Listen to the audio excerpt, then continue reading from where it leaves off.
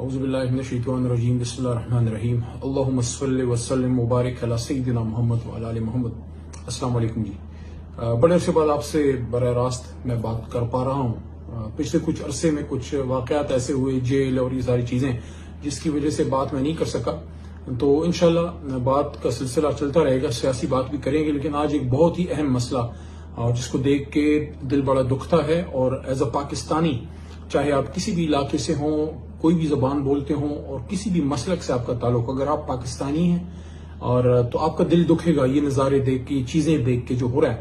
گلگت بلتستان کے علاقوں میں جو احتجاج ہم نے دیکھا، کچھ جو مسلکی منافرت کے جو مناظر ہیں، اس سے دل دکھتا ہے اور تکلیف ہوتی ہے، کیونکہ پاکستان پہلے ہی خون رس رہا ہے ہمارے ملک سے، اور ہمارا ملک ہر طرح کی تکلیف کا شکار ہے۔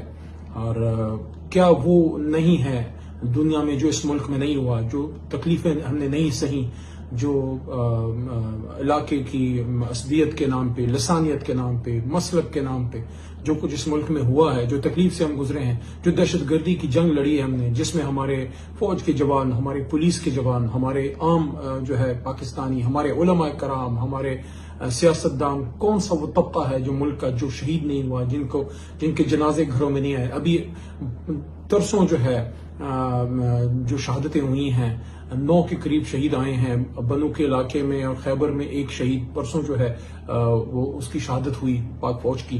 اسی طرح اور جو واقعات ہوئے ہیں، تو کیا ہم اس بات کو افورڈ کر سکتے ہیں جو ہم کر رہے ہیں، یا جو ہم سے کوئی کروا رہا ہے؟ میں کون ہوں اور آپ کون ہیں؟ اور کیا ہم سے آخرت میں جا کے یہ سوال ہوگا؟ دیکھیں، ہم اپنی جائے پیدائش نہیں تبدیل کر سکتے، ہم اپنا مسلک نہیں تبدیل کر سکتے، لیکن علماء کرام ہمیشہ برصغیر پاک و ہند میں تقسیم ہند سے بھی پہلے یہ بات کرتے تھے، اور جس کی وجہ سے بہت جگہوں پہ مسلکی مسائل کو انہوں نے حل کرنے میں پیش رفت کی ہوئی تھی کہ اپنا مسلک چھوڑو نہیں اور دوسرے کے مسلک کو چھیڑو نہیں۔ دیکھیں، جب حضور نبی کریم صلی اللہ علیہ وآلہ وسلم دنیا سے پردہ فرما رہے تھے تو انہوں نے ہمیں مسلمان چھوڑا تھا، کوئی مسلک نہیں چھوڑا تھا۔ ہاں، دین کی طرف جانے کے لیے، حضور صلی اللہ علیہ وسلم کے پیغام کو سمجھنے کے لیے، اللہ کے قریب جانے کے لیے، جنت میں جانے کے لیے، اللہ کی رضا حاصل کرنے کے لیے، حضور صلی اللہ علیہ وسلم کی خوشنودی حاصل کرنے کے لیے مختلف وقت میں علماء کرام نے مختلف طریقہ کار جو ہے مروج کیے، جس کی بنیاد پہ جو ہے ہر کوئی اپنے طریقے سے، کوئی ہاتھ باندھ کے نماز پڑھتا ہے، کوئی ہاتھ چھوڑ کے نماز پڑھتا ہے۔ کچھ چیزوں پہ اختلاف ہو سکتا ہے، اس پہ تو اختلاف نہیں کہ اللہ ہمارا ایک ہے، اس پہ تو اختلاف نہیں ہے نا کہ آخرت میں سوال جواب ہوگا۔ قرآن پہ تو کوئی اختلاف نہیں نا کہ یوں تو جو علامہ نے فرمایا تھا کہ یوں تو سید بھی ہو، مرزا بھی ہو، افغان بھی ہو، یوں تو سید بھی ہو، مرزا بھی ہو، افغان بھی ہو، تم سبھی کچھ ہو، بتاؤ تو مسلمان بھی ہو۔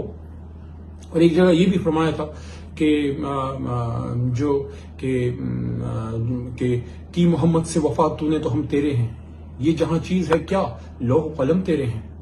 تو محمد سے وفا کیا ہے؟ حضور صلی اللہ علیہ وسلم سے وفا کیا ہے؟ ان سے وفا یہ ہے کہ ہم محمدی بنیں۔ ہاں، اپنا اپنا مسلک ہم رکھیں، جس کا جو مسلک ہے، میں اپنی مرضی سے تو اپنے مسلک میں پیدا نہیں ہوتا، لیکن مجھے یہ حق کس نے دیا ہے کہ میں کسی دوسرے کے مسلک کو اس حد تک چھیڑوں کہ اس کے جذبات ادھر تک مجروح ہوں کہ پھر وہ جا کے احتجاج پہ مجبور ہو، یا پھر کوئی ہمارا دشمن اس سے پھر فائدہ اٹھا سکے۔ ایک دفعہ قائد اعظم سے پوچھا گیا کہ مسٹر جناح آپ کیا ہیں، آپ سنی ہیں یا شیعہ ہیں؟ انہوں نے جواب دیا، جو حضور صلی اللہ علیہ وسلم تھے، حضور صلی اللہ علیہ وسلم مسلمان تھے، ہم مسلمان ہیں۔ مجھے آج بھی ایک واقعہ یاد ہے، 2004-5 دسمبر کا مہینہ تھا اور حج تھا۔ حج کے دوران مدینہ منورہ میں جو کچھ دنوں کے لیے آپ جاتے ہیں، تو حرم پاک مدینہ منورہ میں بیٹھا ہوا تھا، حضور صلی اللہ علیہ وسلم کے روضہ اطہر کے ساتھ دائیں طرف میرے والد صاحب میرے ساتھ بیٹھے ہوئے تھے، اور کچھ اہل تشیع حضرات آئے ایران سے، جس طرح انہوں نے مخصوص اپنا ایک کالا لباس پہنا ہوتا ہے۔ میں بیٹھا ہوا تھا والد صاحب کے ساتھ، آ کے بیٹھے، سلام دعا کی۔ ظاہر حج کے دوران سب ایک دوسرے سے ملتے ہیں۔ میرے سے انہوں نے فارسی میں پوچھا، ظاہر مجھے فارسی تو نہیں آتی، تو انہوں نے مجھ سے پوچھا کہ آپ کہاں سے ہیں؟ تو میں نے پاکستان۔ پھر نام پوچھا تو میں نے کہا علی محمد، تو میرے نام میں علی پہلے آتا ہے، علی تو حضرت علی رضی اللہ عنہ کا بھی نام ہے اور علی اللہ کا بھی نام ہے۔ تو انہوں نے جانا کہ شاید میں اہل تشیع ہوں گا، تو انہوں نے پوچھا کہ انگریزی میں، میں سمجھ گیا کہ کیا پوچھنا چاہ رہے ہیں۔ انہوں نے پوچھا کہ کیا آپ اہل تشیع سے تعلق رکھتے ہیں؟ تو میں نے سر ہلایا، میں نے کہا نہیں۔ تو تم نے پوچھا پھر آپ اہل سنت ہیں، سنی ہیں؟ میں نے پھر کہا نہیں. تم نے پوچھا آپ کیا ہو؟ تو میں نے کہا میں مسلمان ہوں. اور یہ حضور صلی اللہ علیہ وسلم کے روزہ اطہر کے قریب بیٹھ کے گفتگو ہو رہی ہے. وہ 5 ہمارے مسلمان بھائی ایران سے، اور انہوں نے اپنے کوٹ کی جیب سے ہر ایک کے پاس ٹافیاں تھی، ایک ایک ٹافی نکال کے مجھے دی، اس گال پہ بوسہ دے کے میرا بوسہ لے کے وہ چلے گئے. اس بات پہ خوش ہوئے کہ میں نے اپنے آپ کو مسلمان کہا. تو دیکھیں میرے بھائیو، یہ جو اس وقت ہو رہا ہے اس سے نقصان پاکستان کا ہے.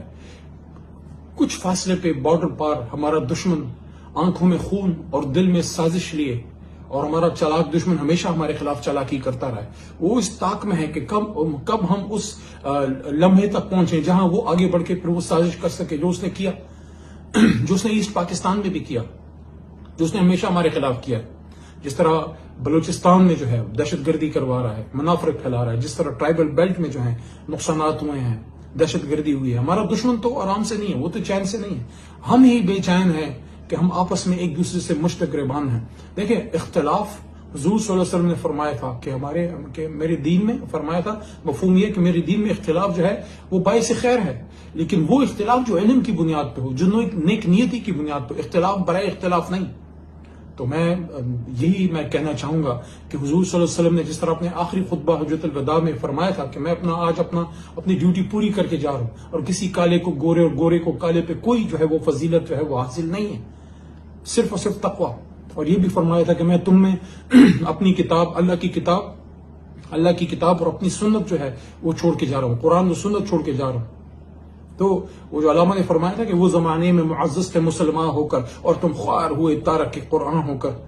قرآن ہم نے چھوڑی ہے، جو ہے کتاب کے پہ عمل ہم نہیں کرتے، سنت ہم نے چھوڑی، حضور صلی اللہ علیہ وسلم کی سنت سے ہم دور ہیں. ہم آپس کی منافرت میں، آپس کے مسئلے کی مسائل میں جو ہے ہم پھنسے ہوئے ہیں. ان چیزوں سے نکلنا ہوگا. اپنے مسلک پہ آپ اپنا وہ کریں، لیکن ایسی کوئی بات نہ کریں جس سے کسی دوسرے کو تکلیف پہنچے. دیکھیں ہمارے ملک میں مثالیں موجود ہیں. ہمارے ملک میں ہماری جو آرم فورسز ہیں، پاک آرمی میں کوئی ایسی چیز نہیں ہے. آپ جس بھی مسلک سے آپ کا تعلق ہے آپ اس میں اپنا پرفارم کریں. ہماری اپنی جماعت پاکستان تحریک انصاف میں کبھی بھی ایسی کوئی چیز ہم نے نہ محسوس کی نہ کسی کو محسوس ہونے دی. جو آپ کا مسلک ہے وہ آپ کا اپنا ذاتی ایک مسئلہ ہے، آپ کا ذاتی ایک ایشو ہے. آپ جو ہے اپنا کردار ہے وہ ادا کریں. یہی سول فورسز میں ہوتا ہے، CSS میں یہی ہوتا ہے، پولیس میں یہی ہوتا ہے. جو آپ کہیں اگر سفر کر رہے ہوں، آپ بس میں یا ایروپلین پہ سفر کر رہے ہوں، جہاز میں سفر کر رہے ہوں، آپ کہیں جا رہے ہیں، آپ کس سے پوچھتے ہیں آپ کا کیا مسئلہ ہے؟ آپ جا رہے ہیں اپنے مسئلے، اپنے منزل کی طرف جا رہے ہیں. آپ ہاسپٹل میں چلے گئے، ہاسپٹل میں آپ اپنا علاج کرانے بیٹھے ہیں، آپ کوئی کس سے پوچھتا ہے یا کوئی ڈاکٹر آپ کا مسلک چیک کر کے آپ کا علاج کرتا ہے؟ یہ ہم کس طرف چل پڑے ہیں؟ آخرت میں سے اللہ کیا پوچھے گا؟ یہ پوچھے گا سنیوں کے شیعہ نہیں، ہم سے پوچھے گا من ربوں کا. پھر دوسرا سوال ہوگا، ہم سے پوچھا جائے گا من دینوں کا، من نبیوں کا. رب اللہ ہے، دین ہمارا قرآن ہے، پیغمبر ہمارا حضور محمد صلی اللہ علیہ وسلم، آخری نبی آخر الزمان، ختم نبوت جن پہ ختم ہے. اس کے بعد تو باقی کے مسائل تو فروعی مسائل ہیں، وہ تو اتنے اہم نہیں ہیں جس پہ ایک دوسرے کے خلاف ہم کھڑے ہوں.